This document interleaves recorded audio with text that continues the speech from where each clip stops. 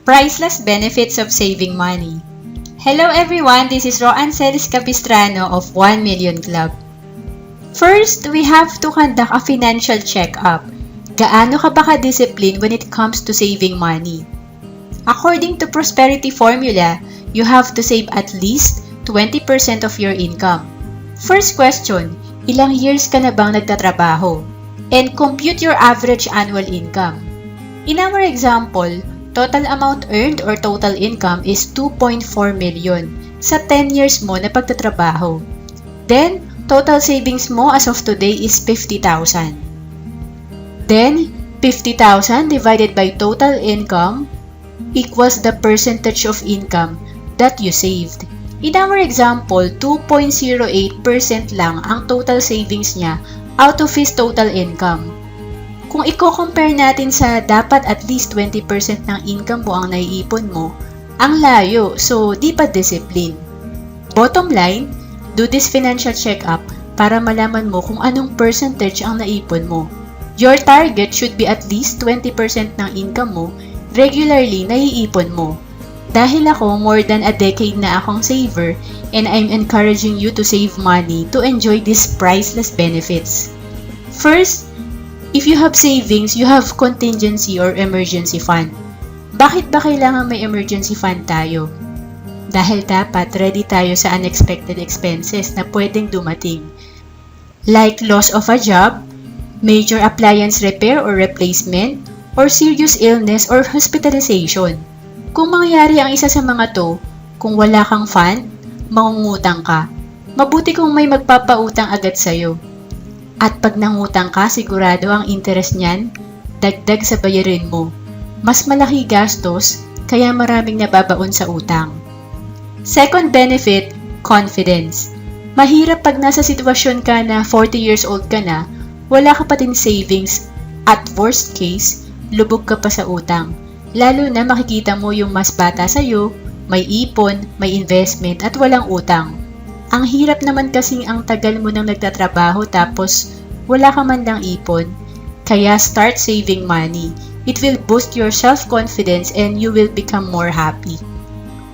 Third benefit, when you have savings, you have more options. For example, ang internet mo kung kapos ka sa pera, yung free data lang. Pero kung may savings ka, marunong kang mag-budget, may internet plan ka. Pag may plan ka, di limited ang internet mo. Makakapag-research ka sa Google at YouTube. Pwede ka pang mag-part-time using your internet kasi malakas ang signal mo. Pag may savings ka, makakabili ka ng books.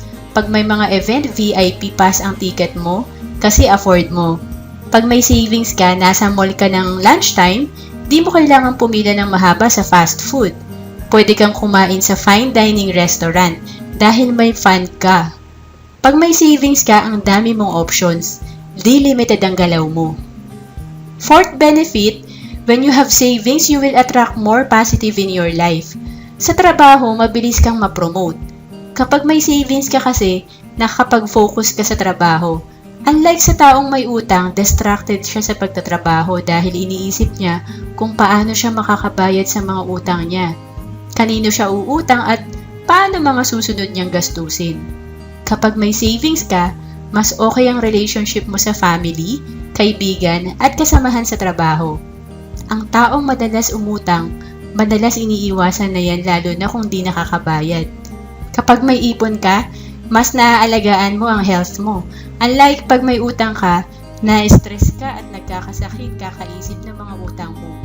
Kapag may savings ka, nakapagbigay ka sa church, mas masaya ka dahil alam mo, nakakatulong ka sa community. Fifth benefit, when you have savings, you have peace of mind. Mahirap kasing kumita ng pera kaya kung may naiipon ka, alam mo na may napupuntahan ng pinaghihirapan mo.